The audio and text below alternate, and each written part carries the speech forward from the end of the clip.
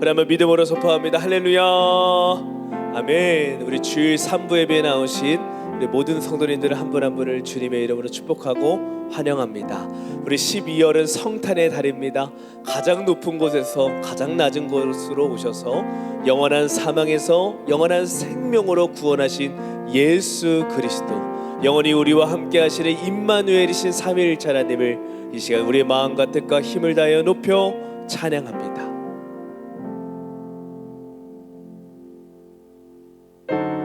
우리가 함께 크게 손뼉치며 우리 예수님을 찬양합니다. 기뻐하며 함께 노래 부르리, 소리 높여 할래. 한 번 더 처음부터 기뻐하며 함께 노래 부르리, 소리 높여 할렐루야 부르리. 주님 앞에 나와 찬양 드리며 우리 주님과 함께 기뻐하리라. 우리 예수님은 나의 창조자, 나의 구원자, 가장 귀한 나의 예수님 찬양합니다. 예수님은 나의 치료자, 나의 선한 목자 되신 주, 예수 나의 주 찬양. 우리 처음부터 기뻐하며 함께 노래 부르리, 할렐루야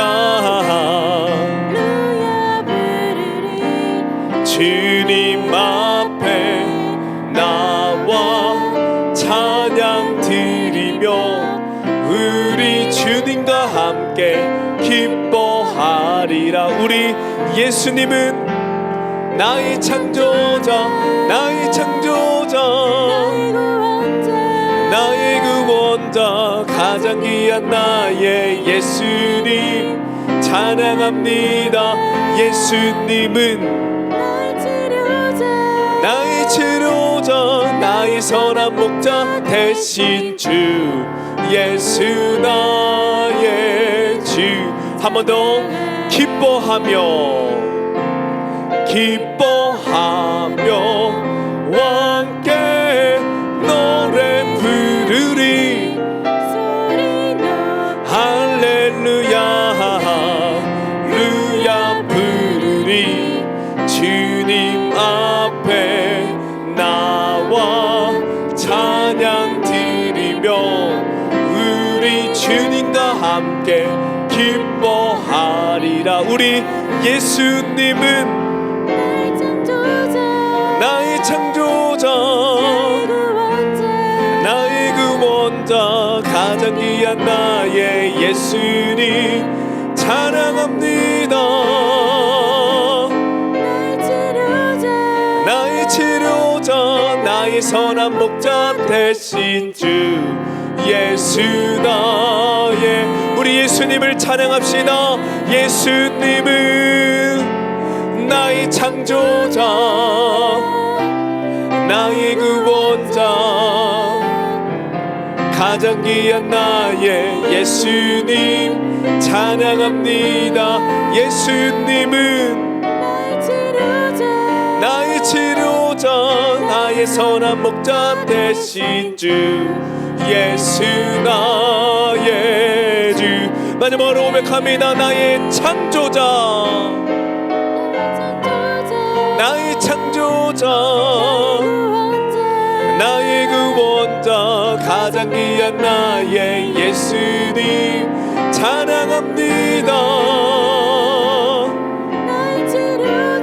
나의 치료자, 목자 되신 주, 예수 나의. 이 땅에 오신 예수님을 높여 찬양합니다. 할렐루야. 우리 계속해서 크게 손뼉치며 우리 이 땅에 오신 예수님을 찬양합니다.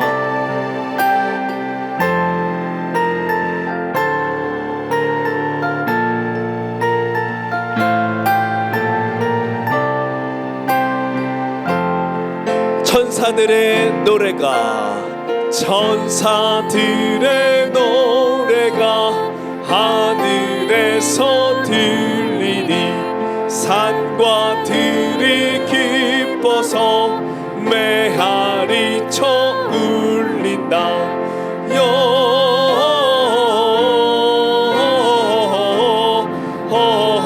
영광을 높이 계신 주께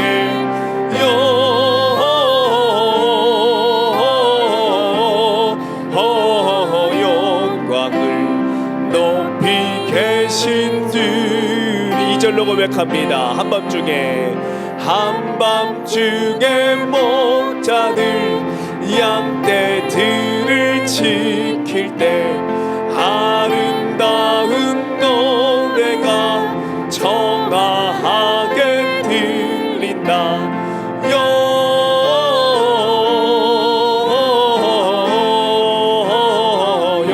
영광을 높이 계신 주께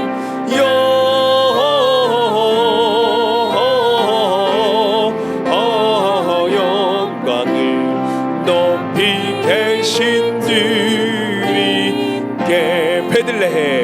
베들레헴 달려가 나신 아기 예수께 그러 경배합시다. 탄생하신 아기께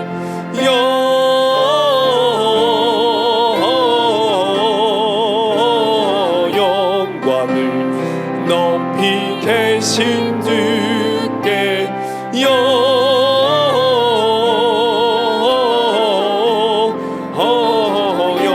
영광을 높이 계신 주님께. 구유 안에 누이시 어린 아기 예수께 우리들도 다 함께 기쁜 찬송 부르자.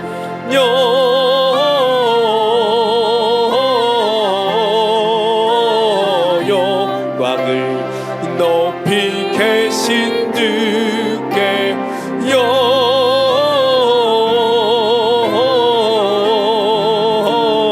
영광을 높이 계신 주님께.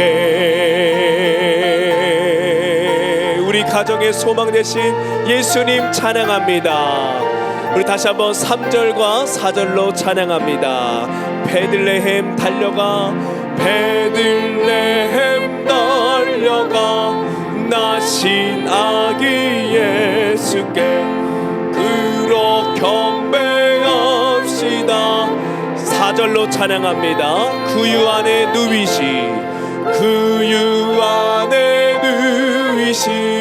어린 아기 예수께 우리들도 다 함께 기쁜 찬송 부르자.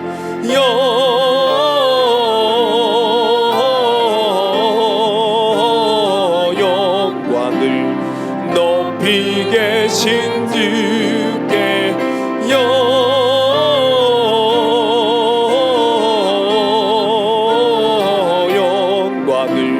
한 번 더 우리 고백합니다. 영광을 영광을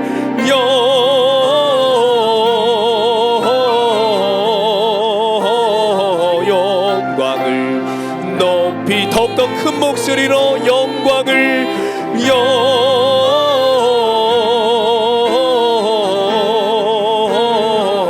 영광을 높이 계신 주리 높이 계신 주님께 높이 계신 주. 마지막으로 높이 계신 주님께 높이 계신 주님께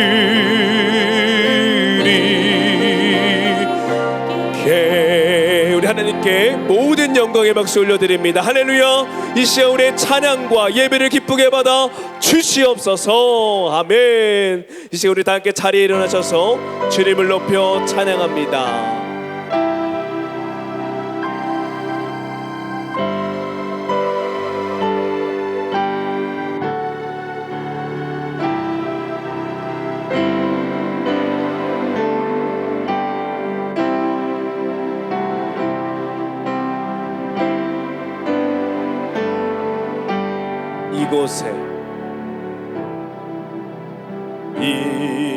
이곳에 생명샘 솟아나 눈물 골짝 지나갈 때에 모자나 열매 맺히고 웃음소리. 2절 찬양할 때는 예수님의 재림을 소망하며 두 손을 높이 들고 찬양합니다. 그날에 하늘이 열리고 모든 이가 보게 되리라. 마침내 꽃들이 피고 영광의 주가 오시리라. 꽃들도 구름도 바람도 넓은 바다도 찬양하라 찬양하라 예수를. 하늘을 울리며 노래해 나의 영혼아 은혜의 주 은혜의 주. 마지막으로 꽃들도 구름도 바람도 넓은 바다도 찬양하라 찬양하라 예수를. 하늘을 울리며 노래해 나의 영혼아 은혜의 주 은혜의 주 은혜의 주.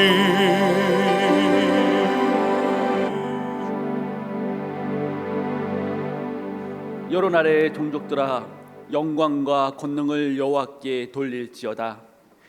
여호와께 돌릴지어다. 여호와의 이름에 합당한 영광을 그에게 돌릴지어다. 제물을 들고 그 앞에 들어갈지어다. 아름답고 거룩한 곳으로 여호와께 경배할지어다. 아멘. 영과 진리로 드리는 예배를 기쁘게 받으시는 하나님 아버지, 우리가 예수님의 성탄을 사모하며 하늘의 보좌를 떠나 낮고 낮은 이 땅에 육신으로 임하신 예수님을 기다리며 예수님을 찬양합니다. 십자가에 달려 보혈을 흘리심으로 우리의 모든 죄를 속량하여 주신 은혜를 기억하며 이 땅에 다시 오실 예수 그리스도의 재림을 기다립니다. 예수님께만 찬양하며 예수님께만 감사하며 예수님께만 영광을 돌리는 우리의 예배를 받아 주시옵소서. 예수 그리스도의 이름으로 기원하옵나이다. 아멘.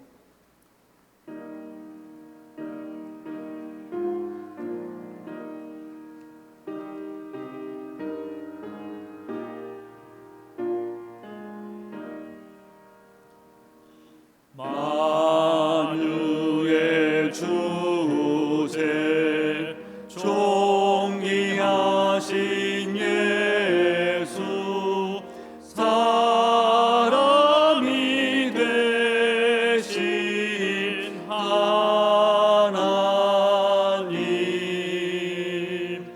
나 사모하여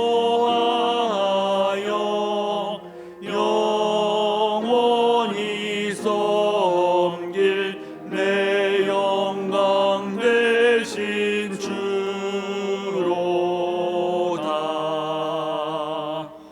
화려한 동산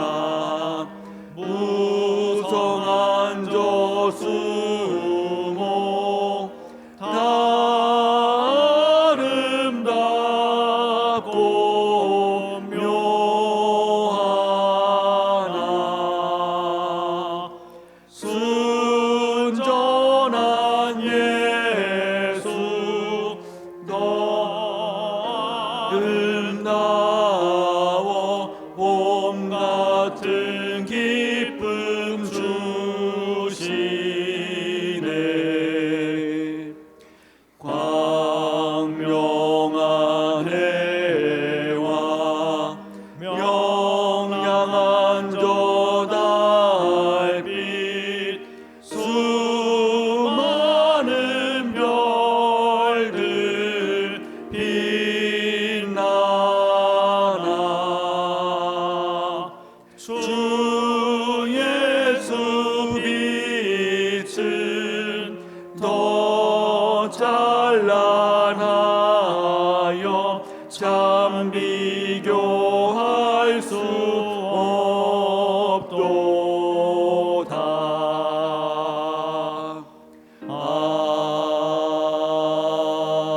아멘.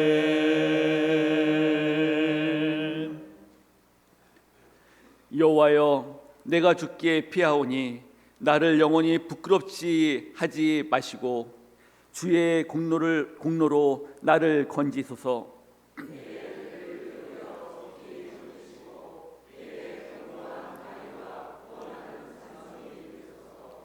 주는 나의 반석과 산성이시니 그러므로 주의 이름을 생각하셔서 나를 인도하시고 지도하소서.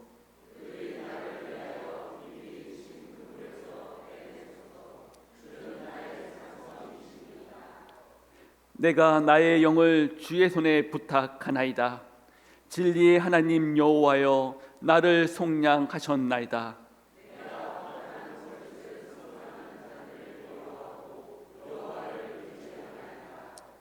내가 주의 인자하심을 기뻐하며 즐거워할 것은 주께서 나의 고난을 보시고 환난 중에 있는 내 영혼을 아셨으며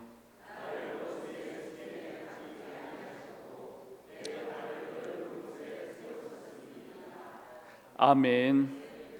전능하사 천지를 만드신 하나님 아버지를 내가 믿사오며 그 외아들 우리 주 예수 그리스도를 믿사오니 이는 성령으로 잉태하사 동정녀 마리아에게 나시고 본디오 빌라도에게 고난을 받으사 십자가에 못 박혀 죽으시고 장사한 지 사흘 만에 죽은 자 가운데서 다시 살아나시며 하늘에 오르사 전능하신 하나님 우편에 앉아 계시다가 저희로서 산자와 죽은 자를 심판하러 오시리라. 성령을 믿사오며 거룩한 공예와 성도가 서로 교통하는 것과 죄를 사하여 주시는 것과 몸이 다시 사는 것과 영원히 사는 것을 믿사옵나이다. 아멘.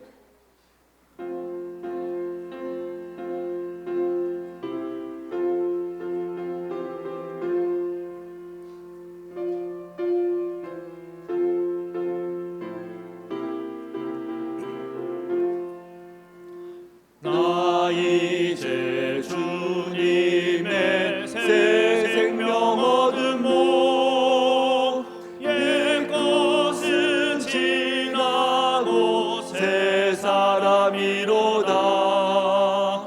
그 생명 내 맘에 강같이 흐르고 그 사랑 내게서 해같이 빛난다.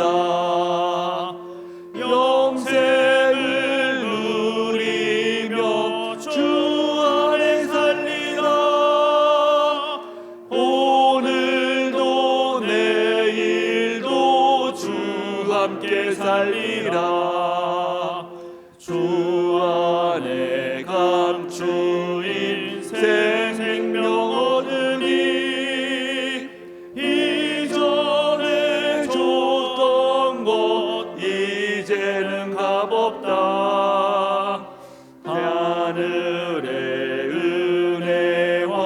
평화를 맛보니 찬송과 기도로 주 함께 살리라.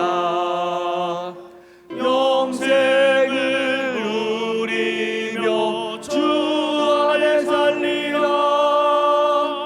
오늘도 내일도 주 함께 살리라. 산천도 조목도 새 것이 되었고 죄인도 원수도 친구로 변한다. 새 생명 얻은 자 영생을 누리니 주님을 모신 마음 새 하늘이로다. 영생을 누리며 주 안에 살리라. 오늘도 내일도 주 함께 살리라. 주 따라가는 길 멀고도 멀어도 찬송을 부르며 뒤따라가리라. 나 주를 모시고 영원히 살리라.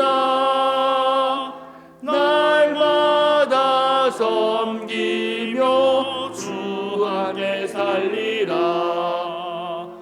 영생을 누리며 주 안에 살리라. 오늘도 내일도 주 함께 살리라.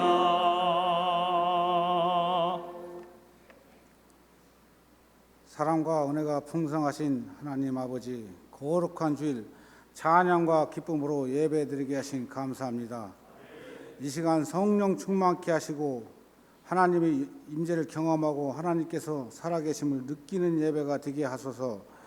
세상 속에서 살아갈 때 하나님과 동행하는 기쁨을 누리는 삶이 될 수 있도록 함께하여 주옵소서.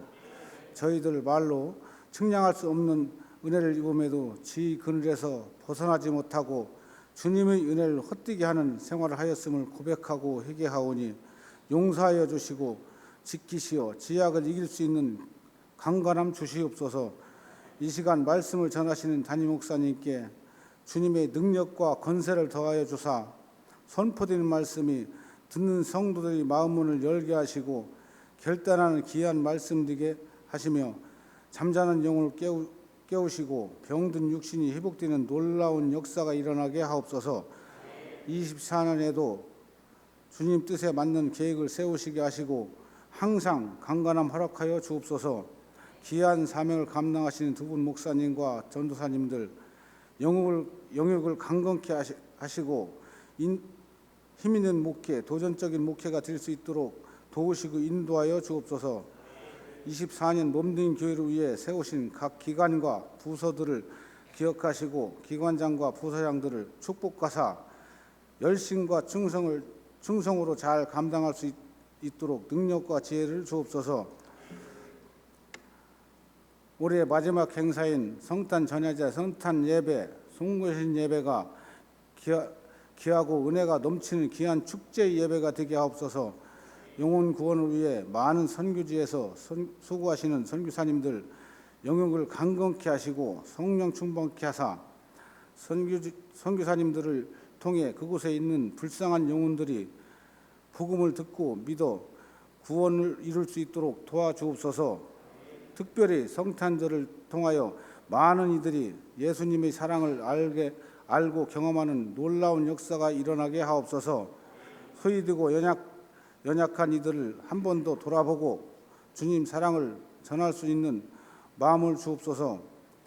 다음 세대를 위해 기도합니다. 우리 자녀들의 믿음이 나날이 자라나 교회의 기둥이 되고 사이에서 선한 영향력을 드러내며 하나님께 영광 올려드리는 귀한 삶 되도록 인도하여 주옵소서. 다음 세대를 위해 모든 성도들이 힘쓰고 협력하여 협력하는 교회가 될 수 있기를 기도하며 결단할 수 있도록 성도들이 마음 문을 열어 주옵소서. 이 시간 보이지 않는 곳에서 교회를 위해 애쓰고 힘쓰는 성도들이 수고를 기쁘게 받으시고 항상 복된 길로 인도하사 하나님의 위로하심과 축복함이 임하게 하옵소서.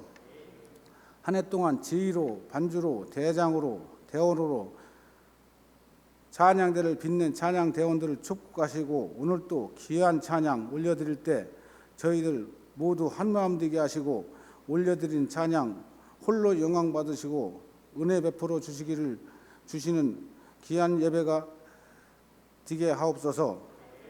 항상 한하는 사랑과 은혜를 베풀어 주시는 예수님의 이름으로 기도하옵나이다. 아멘.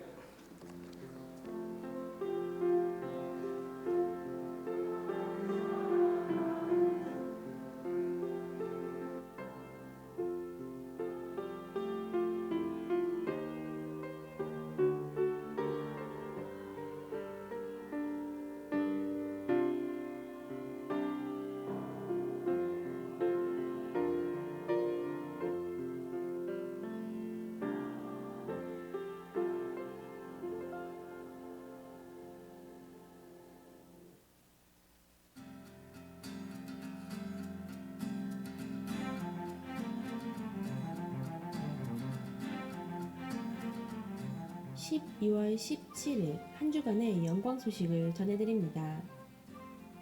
다음 주일 산부 예배 후에 공동의회가 있습니다. 재직들은 참여 바랍니다. 성탄 축하 예배가 24일 주일 오후 예배 시간에 있습니다. 성탄 감사 예배는 25일 월요일 오전 11시 본당에서 연합 예배로 드리며 예배 시간에 성탄 칸타타가 있습니다. 구약 파노라마 마지막 시간이 29일 금요 예배 시간에 있습니다. 신청하셨던 모든 성도님들은 참여해 주시기 바랍니다. 큐티책 구독 신청하신 성도님들께서는 1월 큐티책을 사무실에서 가져가 주세요. 2024년 기념일 헌금 희망자께서는 본당 입구와 사무실로 신청해 주시기 바랍니다. 2024년 요람에 들어갈 사진을 제출해 주시고 연락처, 주소 변경 또는 사업장 광고 희망자께서는 신청해 주시기 바랍니다.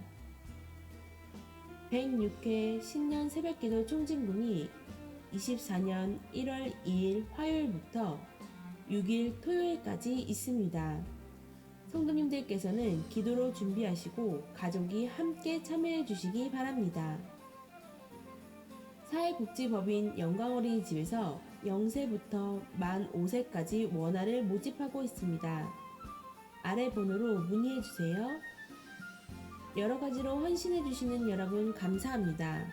기타 광고는 주보를 참고해 주세요.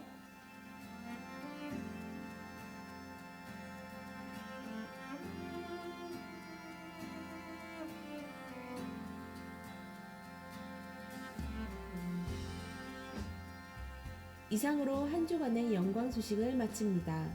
주님과 동행하는 행복한 한 주 되시기 바랍니다. 감사합니다.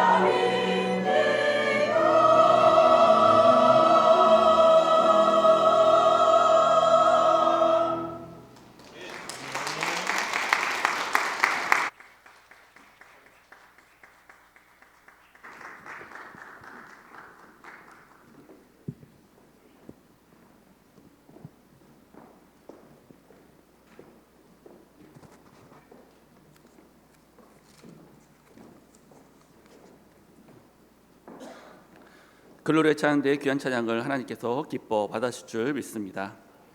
이 시간 자리에서 일어나셔서 하나님의 말씀을 받겠습니다. 오늘 우리가 받을 하나님의 말씀은 에베소서 5장 8절에서 14절의 말씀입니다. 너희가 전에는 어둠이었더니 이제는 주 안에서 빛이라. 빛의 자녀들처럼 행하라.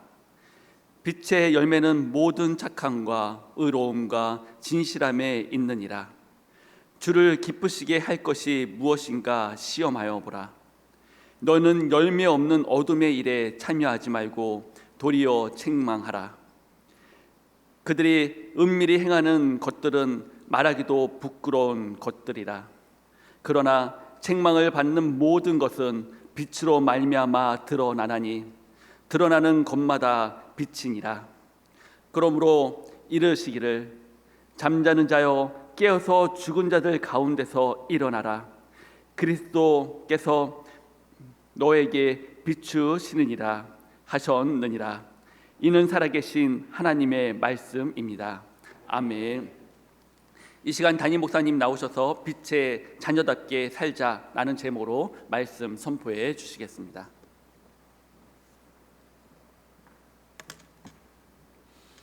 할렐루야. 날씨 추운 때 또 이렇게 밝은 얼굴로 함께 뵐 수 있어서 너무 행복하고 좋습니다. 우리 먼저 광고하도록 하겠습니다. 오늘 원래 공동회 하려고 했던 게요, 다음 주로 미뤄졌습니다. 우리 재정부 요청으로 한 주 미뤄서 다음 주 우리 3부 예배 후에 공동회가 있으니까요, 여러분들 기억하셔서 꼭 재직들은 참여해 주시기를 부탁드립니다. 또 29일 금요일 마지막 금요일이죠. 이때는 우리가 2년 전인가요, 3년 전인가요, 그 신약 파노라마 있었습니다. 네, 코로나 때문에 결국에는 마지막 1시간 채우지 못하고 끝나버렸어요. 그래서 남은 1시간 제가 올해는 꼭 넘기지 않겠다라고 마음을 먹었었는데 벌써 마지막 주가 됐더라고요. 그래서 이번에 마지막 주에는 꼭 제가 이거 해야 되겠다라는 마음 먹고, 그래서 29일 날 지난번에 신약 파노라마 신청하셨던 분들 중에 신약 파노라마 신청하셨던 분들은 꼭 나오셔서 함께 해주시기를 부탁드립니다. 그리고 성탄 축하 예배가 24일 날 주일날 오후 2시에 이 자리에 있습니다. 우리 각 부서들과 또 전도회 사랑방에서 준비하신 데서 열심히 준비하고 있습니다. 여러분 기대하는 마음으로 오셔서 함께 해주시면 좋겠습니다. 그리고 성탄 예배가 25일 날 11시 이곳에서 모입니다. 월요일 날 아침입니다. 우리 다른 건 몰라도 성탄절에 예배는 드려야죠, 그렇죠? 예수님 나신 날인데 다른 거에 여러분들의 마음을 뺏겨서는 안 됩니다. 그리고 송구영신 예배가 우리 31일 날 주일날 저녁입니다. 우리 이곳에서 11시에 있습니다. 신년 새벽기도 총진군이 1월 2일부터 6일까지 화요일부터 토요일까지 있습니다. 여러분 꼭 기억하셔서 함께 동참해 주시기를 부탁드립니다. 그리고 이제 새해가 되면 제가 늘 드리는 말씀이 있습니다. 우리 모든 성도님들이 일성도 섬김에 동참해 주시라 제가 늘 말씀드리는데 올해도 꼭 부탁드립니다. 여러분 우리 교회가 아무리 커도 일하는 사람들이 없으면요, 결국엔 일하는 사람들만 죽어라고 일하게 됩니다. 그럼 또 지치면 결국에 또 빵꾸가 나는 거예요. 그래서 모든 성도님들이 함께 섬기며 나아가면 교회는요 모두가 기쁘게 일할 수 있습니다. 그래서 꼭 부탁드립니다.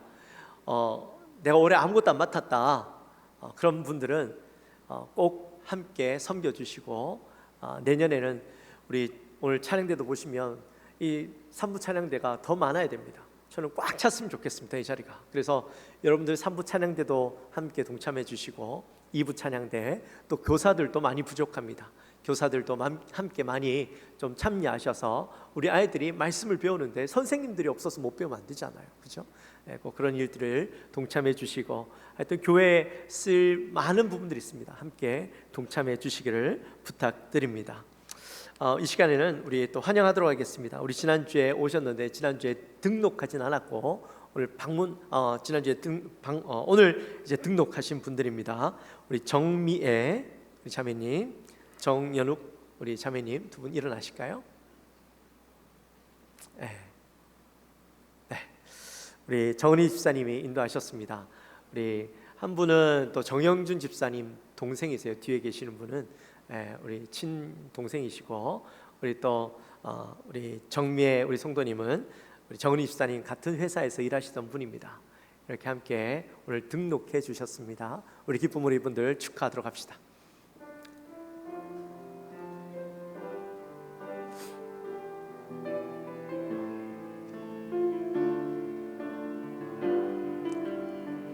당신은 하나님의 사랑, 당신은 하나님의 사랑, 당신은 하나님의 기쁨, 그 사랑 안에 모두 하나가 되어 주님을 찬양하리. 당신은 하나님의 선물, 당신은 하나님의 축복, 당신을 통해 우리 하나가 되어 주님을 찬양하리. 네, 우리 잠깐 기도하도록 하겠습니다. 하나님 아버지 감사합니다. 저에게 이렇게 귀한 또 두 분을 등록하게 하시고 이제 한 가족 되게 하시니 감사합니다. 하나님, 이 두 분의 마음을 주님 주장하셔서 주님을 깊이 만나고 경험하고 우리의 삶의 주인으로, 나의 친구로, 나의 도우심으로 늘 주님과 함께 살아갈 수 있도록 도와주시고, 또한 교회 안에서 함께 성도님들과 교제하며 사랑을 나눌 때에 교회 안에서 참 가족됨을 경험하며 그리스도 안에서 하나됨을 경험하며 행복한 신앙생활 할 수 있도록 주님 저들의 마음을 주장하여 주옵소서. 감사합니다. 예수님의 이름으로 기도하옵나이다. 아멘. 감사합니다. 예배 마치시고 잠깐 또 뵙고 가시면 좋겠습니다. 우리 시간에 옆에 분들하고 한번 인사할까요? 빛의 자녀답게 삽시다. 우리 한번 인사합시다.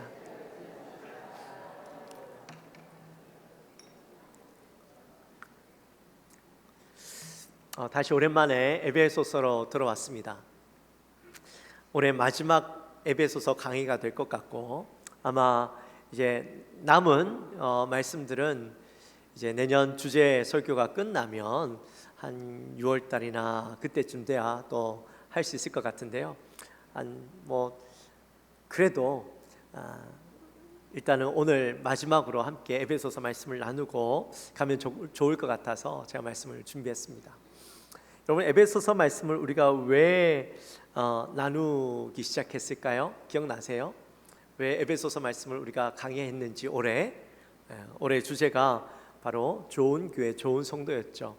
좋은 교회를 어떻게 하면 만들 수 있느냐, 어떻게 하면 좋은 성도가 될 수 있느냐를 고민하면서 이 에베소서 말씀은 바로 교회론을 이야기하고 있습니다.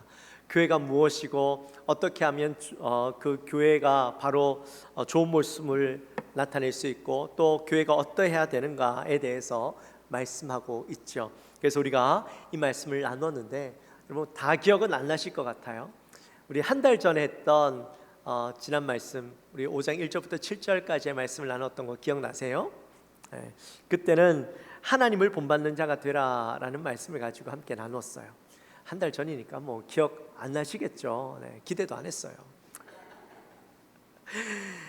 1절 말씀에 보면 이런 말씀이 있어요. 사랑받는 자녀같이 너희는 하나님을 본받는 자가 되라, 이렇게 말씀해요. 사실 하나님은 너무 대단한 분이시죠. 너무 크고 위대하신 분이셔서 우리가 하나님을 바라본다고는 하지만 하나님을 우리가 잘 알 수가 없어요. 또 깨달을 수가 없어요. 너무 위대한 분이고 너무 큰 분이시니까. 그래서 우리가 하나님을 본받고 따라가려고 하면 너무 거리가 멀고 다른 분 같기 때문에 하나님이 우리에게 하나님의 모습을 닮아갈 수 있도록 자신의 아들 독생자 예수 그리스도를 이 땅에 보내주셨어요.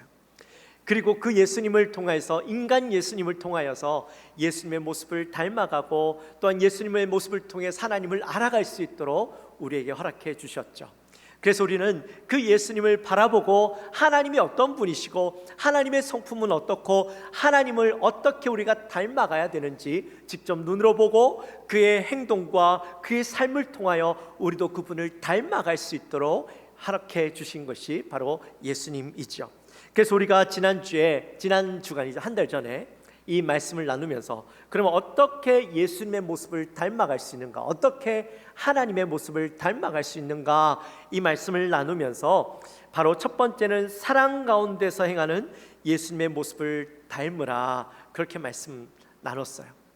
사랑 가운데 행하시는 예수님의 모습, 그죠? 예수님 우리 위해서 죽으셨고 우리 위해서 기꺼이 참으셨고 그런 예수님의 모습들, 또 어둠 속에 이를 버리고 감사하며 살아라. 우리가 예수님을 닮아가려면 어둠 속에서는 예수님을 닮아갈 수 없어요.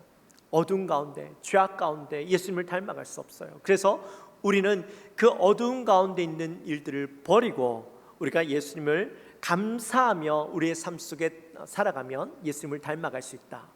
그리고 더 나아가서 나쁜 친구와의 관계를 끊어버리라, 그렇게 말씀하셨죠.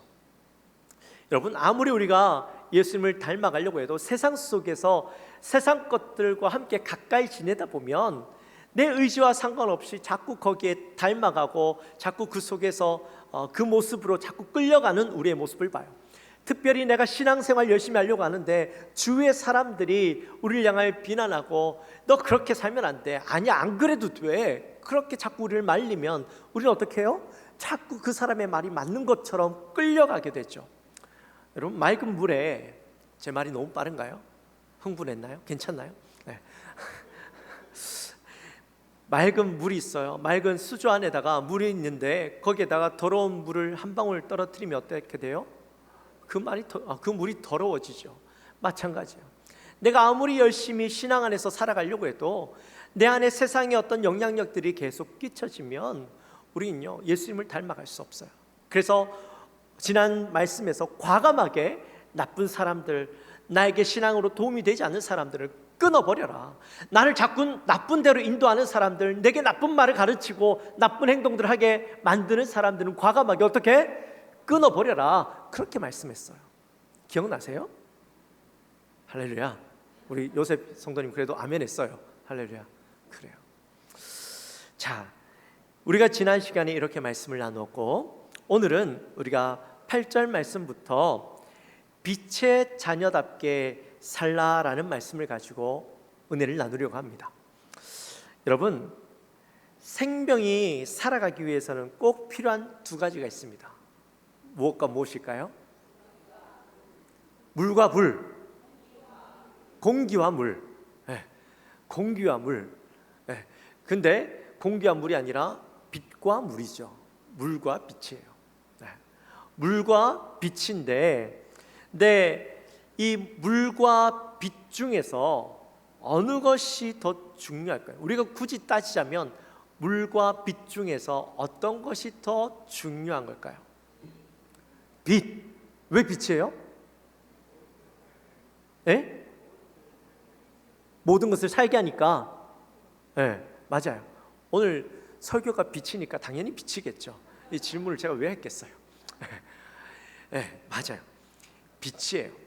제가 작년에 우리 파송 선교사님이 계시는 우리 선교지 미국 애리조나주 우리 인디안 레저베이션에 갔다 왔는데 제가 갔을 때가 9월 달인데도요 너무 날씨가 더웠어요. 그때 한 42도, 45도까지 온다고 왔다 갔다 하는 날씨였는데, 그러니까 가니까요 딱 공항에 내리면 숨부터 막히는 거예요. 그 뜨거운 열기. 그러니까 비도 여름에는 오지 않아요. 그러니까 거기에 가요 그냥 모든 게 다 말라 있어요. 풀도 없고 하여튼 산들이나 전부 다 보면 그냥 빨간 흙과 돌밖에 안 남아 있어요. 근데 중간중간에 이 푸르른 이 식물들이 솟아 있는데 그게 뭐였을까요? 선인장. 선인장들은 그 척박한 땅 가운데서도요 푸르름을 혼자 내면서 살아 있더라고요. 혼자 자라나고 있더라고요. 제가 그걸 보면서 무슨 생각을 했냐면, 물도 중요하지만 이 물보다 빛이 더 중요하구나. 물이 없어도 선인장을 사는 거예요. 근데 빛이 없으면 선인장이 살아갈 수가 없죠. 물이 많아도 빛이 없으면 식물들이 살아갈 수 없습니다. 물이 있어도 빛이 없으면 식물들은 자라날 수 없습니다. 빛이 있는 곳에는 나쁜 것들, 병균들이나 바이러스들도요 살아가기 힘들죠. 빛이 있는 곳에는 곰팡이가 피지 않습니다. 빛은 살균 효과가 있어서 더러운 병균들을 죽이는 역할들을 하기 때문이죠. 사람들은 태양빛을 꼭 받아야 됩니다. 태양빛을 받으면 우리의 몸에 뭐가 생겨요? 비타민 D가 생기죠. 이 비타민 D가 우리 몸 안에서 생성돼야 우리 안에 몸의 면역력이 생깁니다. 이 면역력이 있어야 우리 몸 안에서 우리 몸 안에 침투하는 나쁜 병균들, 바이러스들을요 물리칠 수가 있어요. 싸워서 이길 수가 있어요. 만약에 이 비타민 D가 태양으로부터 비타민 D를 공급받지 못하면 사람들은요 시들시들하다가 죽어버릴 수밖에 없어요. 그래서 이 빛이라는 것은 생명력을 가지고 있는 거예요. 오늘 본문에 보니까 이렇게 말씀합니다. 에베소서 5장 8절에 내가 전에는 어둠이더니 이제는 주 안에서 빛이라 빛의 자녀들처럼 행하라 이렇게 말씀하죠. 우리가 전에는 어둠이었어요. 지난 시간에도 우리가 이 말씀 나누었죠. 죄와 허물로 인해서 소망이 없고 죽음 가운데 있을 수밖에 없었던 우리들, 영적인 어두움 가운데 있었던 우리들이었습니다. 그래서 세상 풍조를 따라서 육체의 욕심을 따라서 살았던 본질상 진노의 자녀의 모습이었지만 하나님의 은혜로 예수 그리스도를 이 땅에 보내주심으로 더 이상 우리는 죄의 종이 아니라 어둠에 속한 자가 아니라 빛의 자녀가 되게 되었다라는 거예요. 빛이신 하나님의 자녀가 되었다라는 겁니다. 여러분, 빛의 자녀가 되었다라는 말은 무슨 말일까요?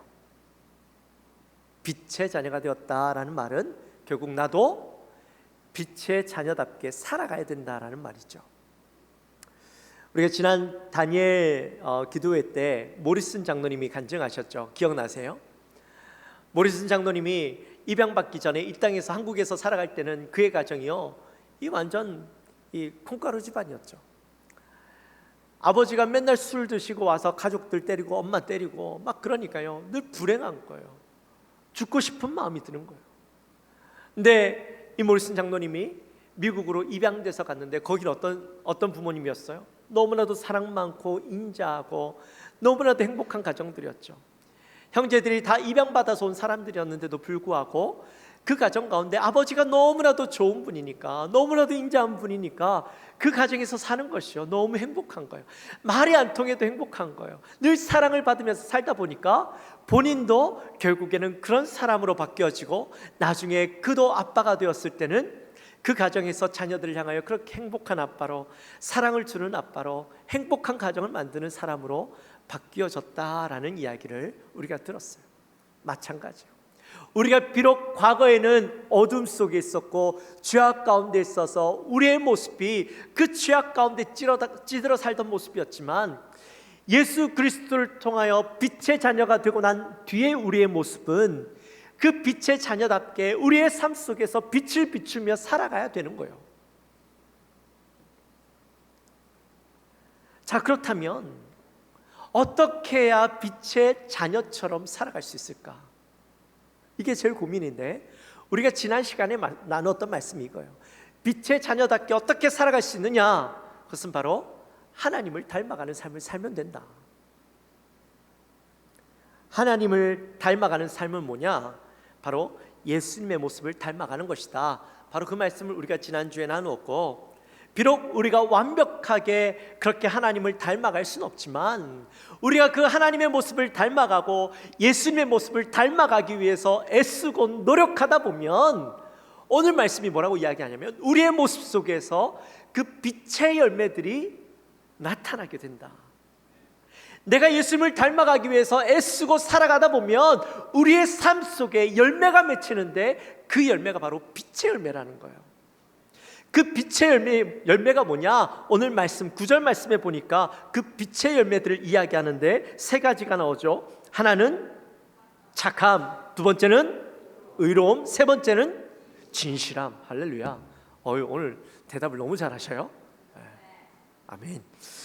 자, 먼저 이 첫 번째 열매 착함에 대해서 우리 함께 나누었으면 좋겠어요. 착함은 오늘 말씀해 보니까 그냥 착함이 아니라 어떤 착함? 모든 착함이라고 말씀하고 있어요. 여러분, 모든 착함은 뭘까요? 모든 착함. 모든 착함은 아마 우리가 착함 중에 최고의 착함이라고도 생각할 수 있고, 우리의 모든 삶 속에서 늘 착함이 드러나는 것, 아마 이런 것을 이야기하는 것 같아요. 일단 착함이 뭔가 그 뜻을 보면 관용, 자기 희생적인 행동, 넓은 마음, 이런 게 바로 착함입니다. 예를 들면 물에 빠진 사람이 있어요.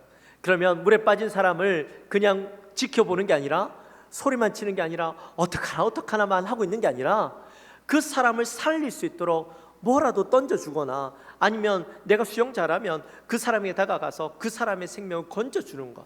그죠? 차가 사고가 나면 어떻게 해요? 그냥 구경하고 지나가는 게 아니라 그 사람을 살릴 수 있도록 먼저 다가가서 구할 수 있는 방법을 찾는 거죠. 적극적으로 그 착한 행동을 하는 거예요. 또 요즘에는 장기 기증을 하면 기사가 다 나오더라고요. 그렇죠? 어떤 한 젊은 사람이 장기 기증을 했다면 그 기사들이 꼭 나오는데, 저는 그것도 착함이라 생각해요. 우리가 비록 나의 생명은 죽을 수밖에 없지만 내가 그냥 죽는 게 아니라 내 안에 있는 장기들을 통해 다른 누군가의 생명을 살릴 수 있다면 그거 좋은 거죠. 우리 교회도 언제 한번 장기 기증 이거 한번 하면 좋겠어요. 장기 기증해서 수많은 생명들을 살릴 수 있다면 그건 내 생명을 다해서 착함을 몸으로 직접 실천하는 거죠. 또 어떤 사람들은 전 재산을 사회에 환원하고, 또 이런 큰 일이 아니더라도 사소한 것이지만 무거운 짐을 들고 가는 사람들이 있으면 가서 그 짐들을 좀 들어드리고, 또 버스나 지하철을 타면 이렇게 어르신들이 타면 자리를 양보해 드리는 것, 우리가 얼마든지 할 수 있고 전혀 거리낌 없이 할 수 있는 행동들이잖아요. 이런 친절을 베푸는 것들이 다 착함의 모습들입니다. 그런데 이런 착함의 모습들이 나의 어떤 선택에 의해서 어떨 때는 착하게 행동하고 어떨 때는 내가 착하게 행동하지 않고, 그게 아니라 이 착함의 열매라는 것은 내 선택이 아니라 내 몸에 이게 배어 있는 거예요. 익숙해지는 거예요. 그래서 내가 늘 착한 행동을 하고 늘 착함이 내 삶 속에서 드러나는 삶, 그게 바로 착함의 열매를 맺는 삶이에요. 요즘에 이 착함에 대해서 오해하는 것을 많이 보게 됩니다. 착함을 이 바보 같음으로 동일시하는 것을 보게 됩니다. 어느 꼬마가 장난감 차를 타고 이렇게 막 놀고 있었어요. 근데 옆에서 한 아이가 이 모습을 보고 막 떼를 쓰는 거예요. 자기도 이거 타고 싶다고, 자기도 이 차 타고 싶다고 막 떼를 쓰니까 이 먼저 타고 있던 꼬마가 그 아이에게 자동차를 양보해 줬어요. 근데 그 모습을 지켜보고 있던 엄마가 뭐라 그랬을까요? 야, 에? 바보 같은 놈. 그래, 맞아. 야, 너는 왜 바보같이 그런 걸 양보하고 그러니? 이렇게 이야기했다는 거죠. 여러분, 오늘날 이런 모습 너무 많이 보지 않아요? 아이는 정말 착한 행동을 한 거예요. 선한 행동을 한 거예요. 이 아이를 위해서 자기의 것을 양보했으면 부모는 칭찬해주고 잘했다라고 이야기해줘야 그게 맞는 것 아닌가요? 근데 오늘날 대부분의 부모님들이 보면 양보해주면 손해보는 것처럼, 바보처럼, 자기 밥그릇 하나 챙기지 못하는 사람처럼 인식하고 도리어 사람들에게, 아이들에게 뭘 하는 거예요. 여러분, 도대체 이게 왜 바보 같은 거예요? 착한 것을 바보 취급하고 살아가는 세상 가운데 우리는 살아가고 있죠. 아이들뿐만 아니에요. 어른들도 마찬가지예요. 내가 좀 손해보면 바보 같다라고 이야기해요. 왜 손해보고 살아가냐고. 여러분, 이런 모습들을 볼 때마다 무슨 생각이 드냐면, 야, 마귀가 우리 이 세상을 너무 강팍하게 만드는구나. 아니, 착한 일을 하는 것도 그 착한 일을 향하여서 바보 같다고 이야기하고, 여러분, 내가 손해보고 양보해 주는 게요, 나쁜 게 아니잖아요. 근데 그것을 향하여 비난하게 만들고, 가까운 사람이 그것을 향하여서 뭐라 이야기하고 이런 사회를 만들어버린 거예요. 여러분, 이런 시대일수록 착한 행동들을 통해서 이것이 얼마나 아름다운 것이고 이게 바른 것인지, 사회를 얼마나 밝게 만드는 것인지 믿는 사람들이 열매를 통하여서 보여줘야 되는 것이죠. 그리고 두 번째 열매는 의로움이에요. 의로움이란 하나님 앞에서, 사람들 앞에서 바르게 행동하는 것, 바르게 사는 것을 의미합니다.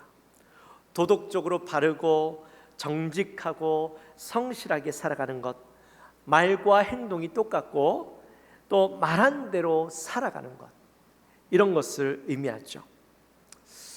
어떤 사람들을 보면 교회 안에서의 모습과 교회 바깥에서의 모습이 다른 것을 봐요. 주일날에는 거룩하게 이렇게 옷을 입고 행동하고 말도 그렇게 해요. 굉장히 거룩해 보여요. 근데 딱 교회를 떠나서 다음날 월요일 아침만 되면 전혀 딴 사람이 되어 있죠. 분명히 어제 말씀 들을 때, 예배 드릴 때는 아멘 아멘 하고 그렇게 살겠습니다 했는데, 월요일 아침에는 그 모습들은 다 어디 가고 마치 세상 사람들과 전혀 구분되지 않는 모습으로 세상 사람들과 똑같이 행동하고 똑같이 살아가고, 전혀 다른 모습들을 발견할 수 없는 사람들의 모습을 봅니다. 더 나아가서 세상 속에서 세상 사람들보다 더 악하게 살아가는 그리스도인들의 모습이 있어요. 감히 그리스도의 모습은 전혀 찾아볼 수 없는 그런 사람들도 있어요. 근데 사람들이요, 이 교회 안에서는 거룩한 척하고 세상에서는 자기 마음대로 살아가는데도 전혀 부끄러움을 느끼지 못해요. 왜 그런지 아세요? 의로움의 기준이 하나님이 아니라 나에게 맞춰져 있기 때문에, 내가 의로움의 기준이기 때문에 그렇게 살아가도 전혀 부끄러움이 없는 거예요. 이상하지 않는 거죠. 창세기 6장 5절부터 6절까지의 말씀에 보면 노아 시대의 사람들의 이야기가 나와요. 우리 같이 한번 읽어볼까요? 창세기 6장 5절부터 6절까지의 말씀 같이 읽습니다. 여호와께서 사람의 죄악이 세상에 가득함과 그의 마음으로 생각하는 모든 계획이 항상 악할 뿐이심을 보시고 땅 위에 사람 지었음을 한탄하사 마음에 근심하시고. 아멘. 사람이 세상의 죄악으로 가득했대요. 모든 계획이 항상 악했대요. 여러분, 어떻게 사람들이 죄악으로 세상이 가득하고 항상 그들의 생각과 모든 것들이 악할 수가 있을까요? 여러분, 이 세상은 사람이 살지 못할 세상이었을까요? 그렇지 않았어요. 그런데도 어떻게 오늘 말씀은 그 세상이 악했다고, 그 세상이 죄악으로 가득했다라고 이야기하는 것일까? 그 이유는 바로 의로움이 자기가 기준이 되다 보니까 내가 옳다고 여기는 대로 살아가는 거예요. 근데 그 행동이 하나님이 보시기에는 악한 거예요. 옳지 않은 거예요. 본인이 옳다고 여기는 대로 삶을 살아가는데, 그게요, 의의 기준, 옳은 기준이 늘 달라지는 거예요. 내가 일을 할 때는 의가 되어지는데 다른 사람들이 일을 할 때는 악이 되어지는 거예요. 여러분, 그런 경우 본 적 없으세요? 내가 할 때는요, 옳은 거예요. 내가 하는 것은 이게 옳은 거야. 근데 저 사람이 하면 어떻게 이렇게 할 수가 있어? 이중적인 모습들. 의의 기준이 내가 되다 보니까요, 옳은 것이 다 다른 거예요. 사람마다 옳은 것이 다 다른 거예요. 그런 세상을 살아가니 하나님 보시기엔 다 악한 거죠. 옳은 것이 없는 거예요. 오늘날 세상을 뭐라고 얘기해요? 포스트 모더니즘. 모더니즘이라는 게 옳은 것이 없는 세상, 다 옳은 세상. 이 세상이 악한 거죠. 우리가 생각할 때는 옳은 거지만 하나님 보시기엔 다 악한 거예요. 마치 노아 시대처럼. 근데 노아는 어땠을까요? 창세기 6장 9절 말씀 같이 한번 읽습니다. 이것이 노아의 족본이라. 노아는 의인이요 당대의 완전한 자. 그는 하나님과 동행하셨으며. 아멘. 오늘 말씀에 보니까 노아는 의인이다라고 말씀하죠. 또 그는 완전한 자다. 당대의 완전한 자다. 그리고 하나님과 동행하는 자다. 이렇게 말씀합니다. 도대체 노아는 어떻게 의인이라고 불릴 수 있었을까요? 의의 기준이 바로 하나님께 맞춰져 있었기 때문입니다.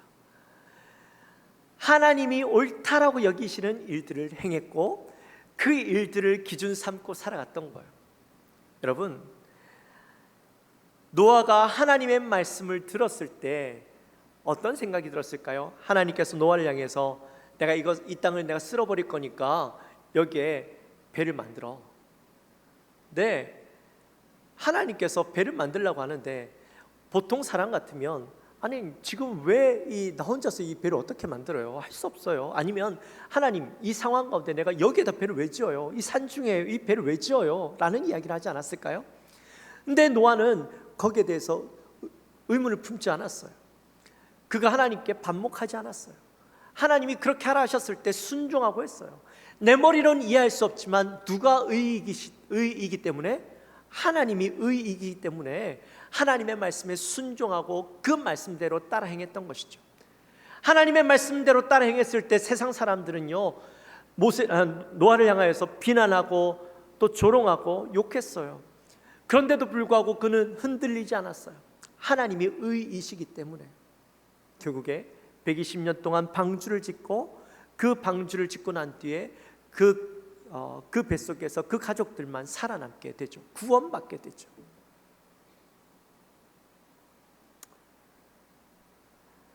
우리도 마찬가지예요.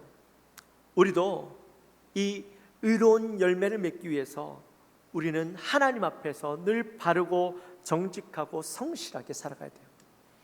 사람들 앞에서도 우리가 늘 바르고 정직하고 성실해야 되고 처음부터 끝이 똑같아야 되고 앞과 뒤가 똑같은 삶을 살아야 돼요. 마지막으로 우리가 맺어야 할 열매는 진실함입니다. 진실함이란 속임이 없고 거짓이 없고 외식이 없는 것을 이야기합니다. 영국 기독교 역사에 보면 재미난 이야기가 나옵니다.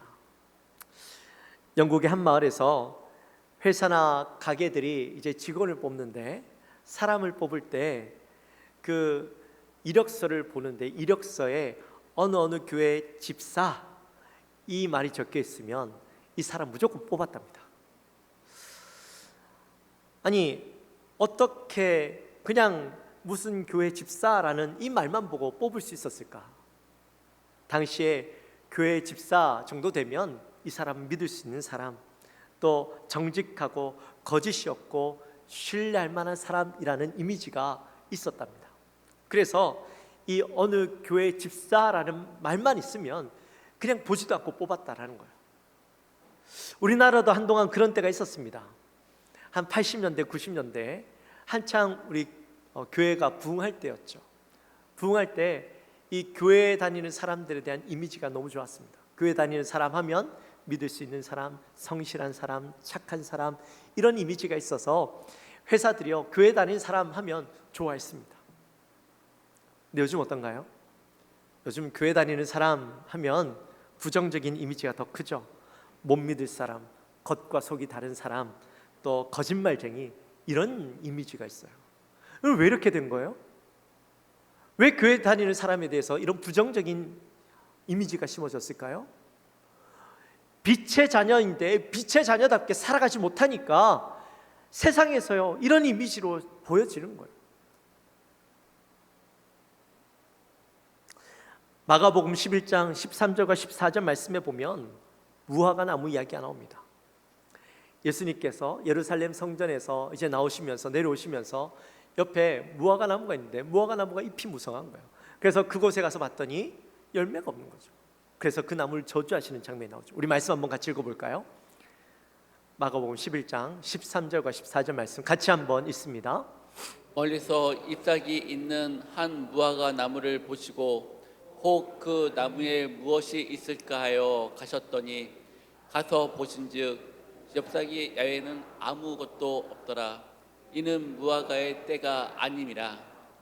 예수께서 나무에게 말씀하여 이르시되 이제부터 영원토록 사람이 내게서 열매를 따 먹지 못하리라 하시니 제자들이 이를 듣더라. 아멘. 여러분도 아마 이 말씀을 읽으면서 늘 의아해하셨을 것 같아요. 저도 그랬어요.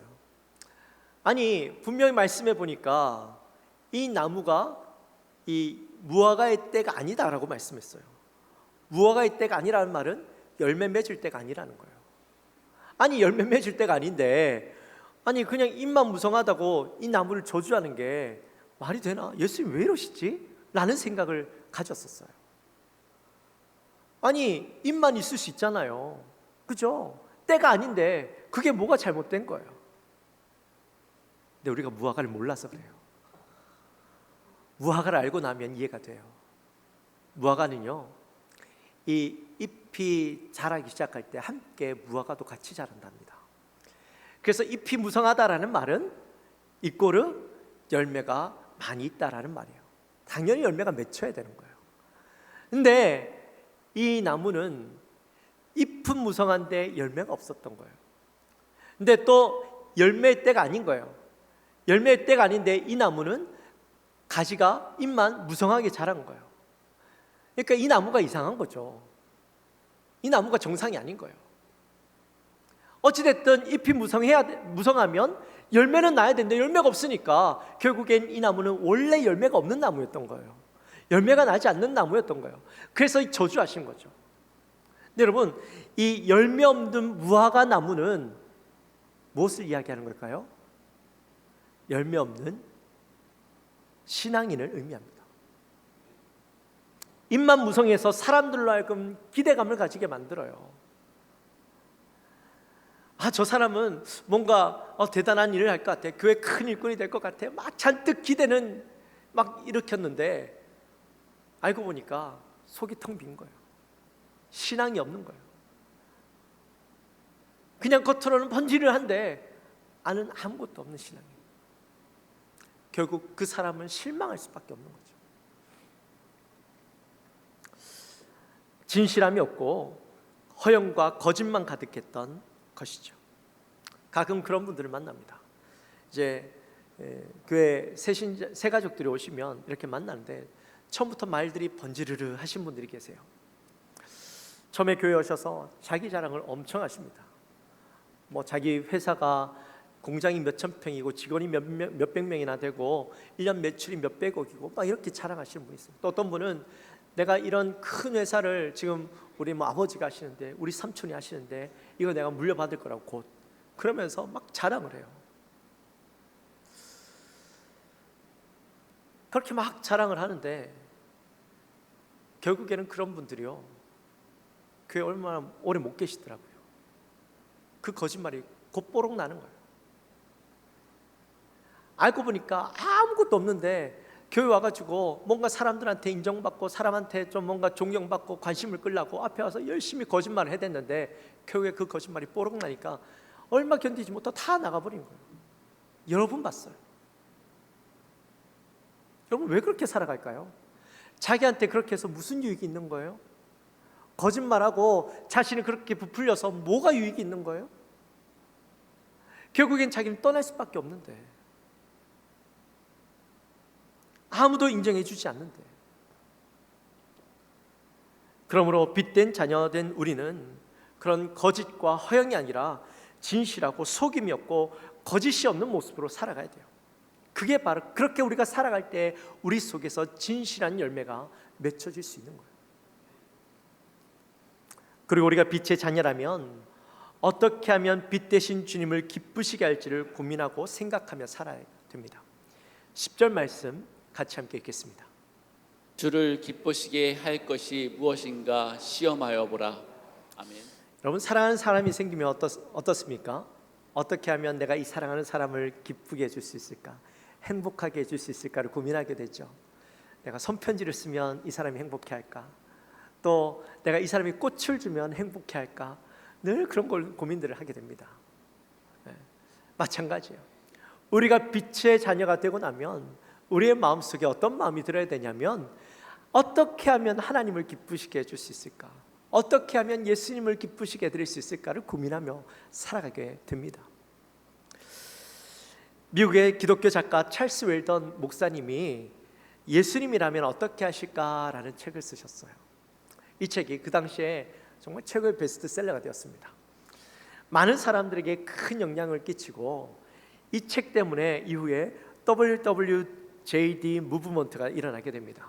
이 WWJD가 뭐냐면 What would Jesus do? 책 제목은 똑같아요. 어떻게 하면 예수님이라면 어떻게 하셨을까?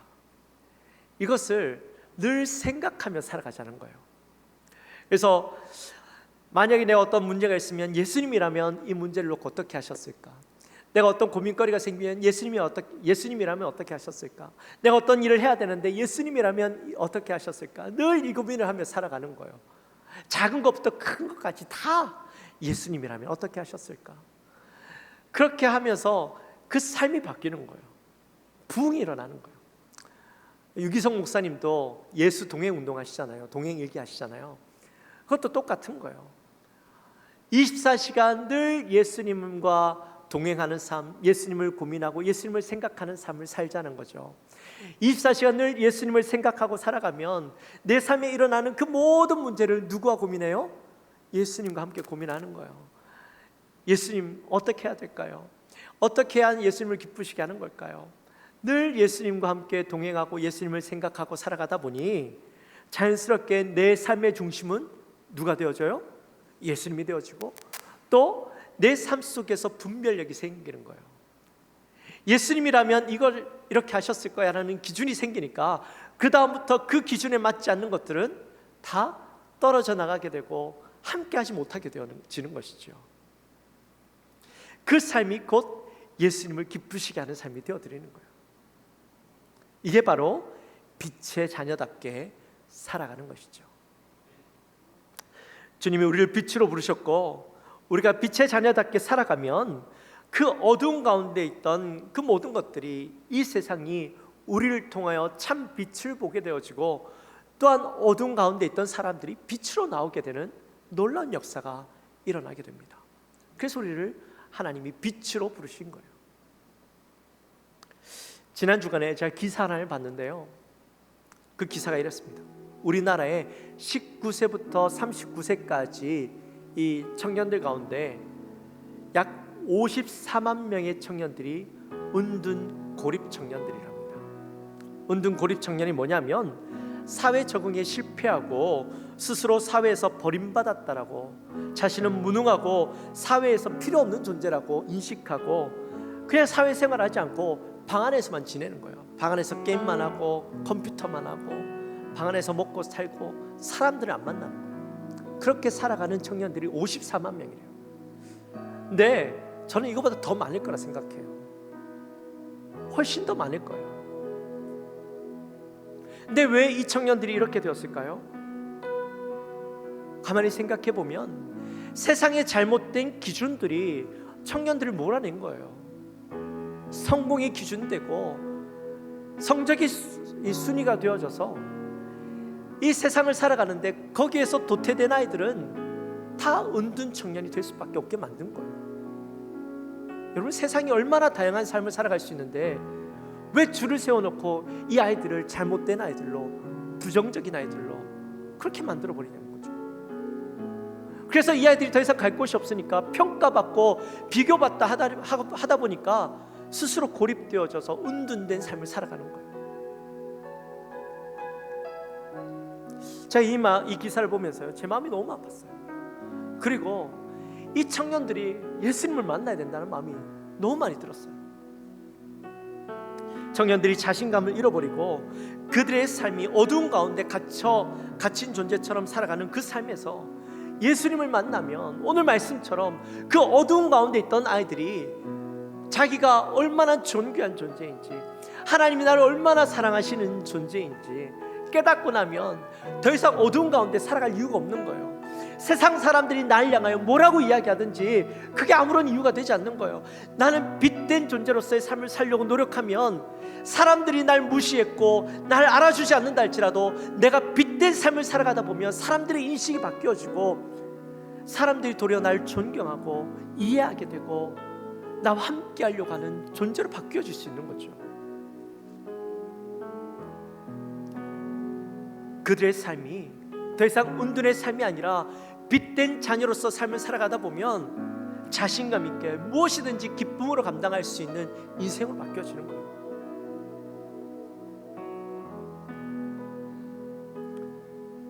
저는 청년들뿐만 아니라 누구라도 빛된 하나님의 자녀라는 사실들을 깨닫고 나면 그들은 어두운 가운데 있는 것이 아니라 빛 가운데로 나아가고 또한 빛된 자기의 삶을 살아가려고 노력하다 보면 오늘 말씀처럼 빛의 열매들이 그들에게 나타나게 되어지고 내가 어떻게 하면 하나님을 기쁘시게 하는 고민들을 하고 살아가다 보면 그 삶 속에서 빛이 자연스럽게 나타나는 거예요.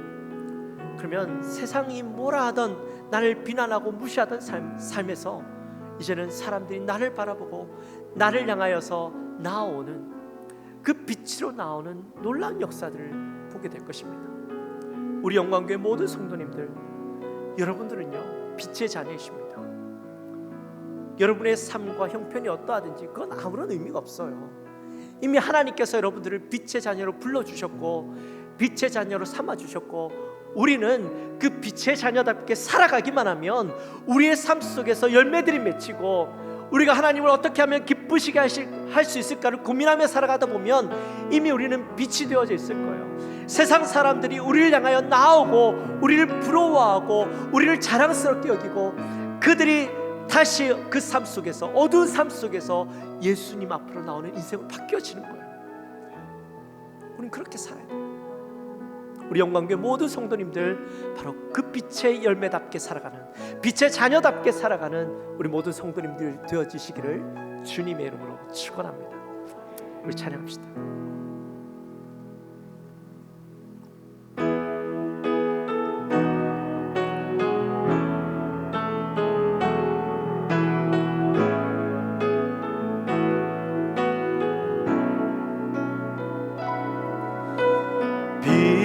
되신 주 어둠 가운데 비추사 내 눈 보게 하셨네. 예배하는 선한 마음 주시고 참 소망이 되셨네. 나 주를 경배하리 엎드려 절하며 고백해 주 나의 하나님. 오 사랑스런 주님 존귀한 예수님 아름답고 놀라우신 주 만유의 높임을 만유의 높임을 받으소서. 영광 중에 계신 주 겸손하게 낮고 천한 이 땅에 사랑으로 오신 주. 나 주를 경배하리 엎드려 절하며 고백해 주 나의 하나님. 오 사랑스런 주님 존귀한 예수님 아름답고 놀라우신 나 주를 경배하리 나 주를 경배하리 엎드려 절하며 고백해 주 나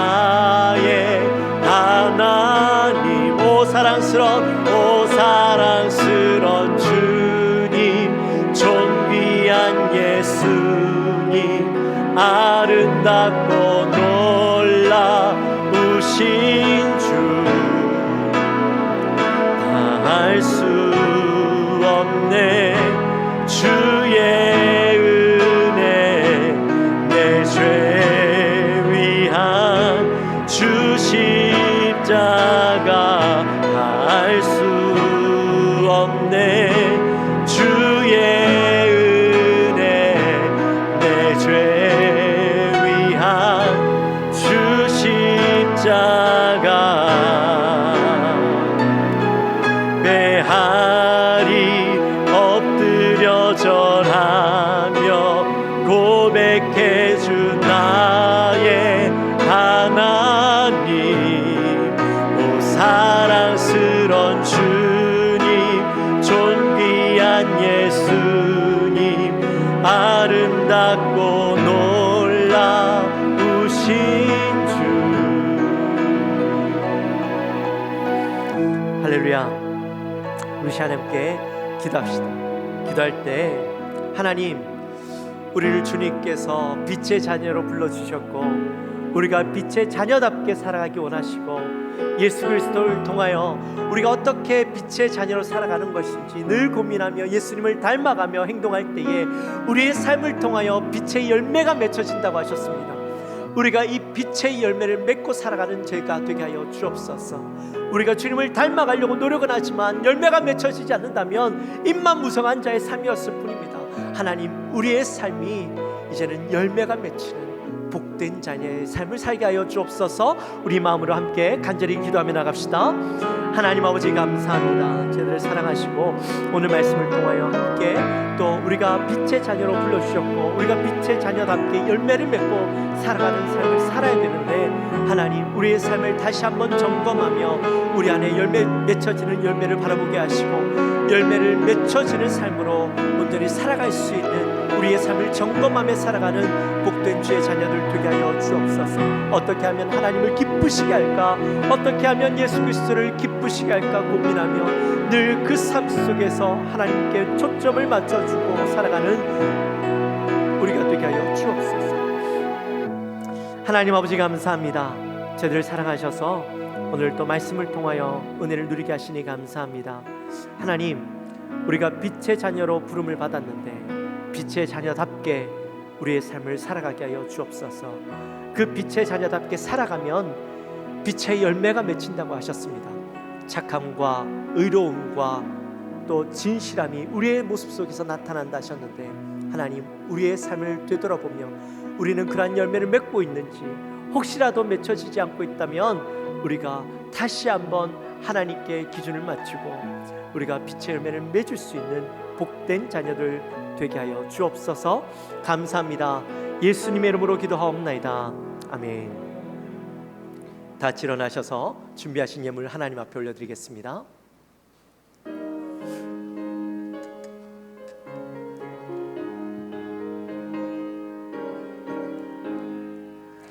내 영혼의 햇빛 비치니 주 영광 찬란해 이 세상 어떤 빛보다 이 빛 더 빛나네 주의 영광 빛난 광채 내게 비춰 주시옵소서.